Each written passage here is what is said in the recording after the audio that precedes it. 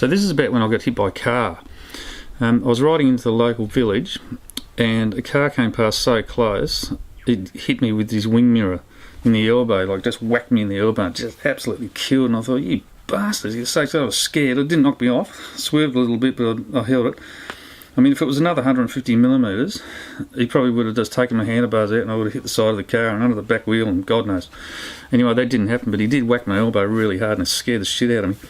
So anyway, I think I'm going to track this guy down and have a go at him. So I climbed the rest of the hill and then assumed the time trial position, which is pretty hard for an old fat bastard, but anyway, I did it. I could see the guy just tailing off around the corner down the bottom of the road. So I tore into Cygnet, ran the roundabout up into the town. There's his car parked outside one of the shops. So I pull up there, get off the bike, look at his car, and the wing mirror's folded in, you know.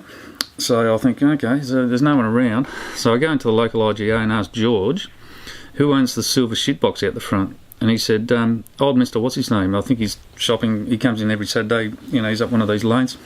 I go up there, I find Mr. What's his name? When I saw him, he's like 100 years old or something. He's like a bloody World War II veteran. And I thought, Jesus, maybe I should give him a hand with his shopping or something. But anyway, I went up to him and said, listen, mate, you ran into me with your car this morning on your way into Cygnet. You hit my elbow with your wing mirror. He goes, oh, well, I didn't know. And I said, well, you have a look at your mirror. It's folded in against the car. You hit me and my elbow's killing me and you scared me really badly. So I just told him that, you know, I was angry at the start, but it really doesn't pay to get angry with these people.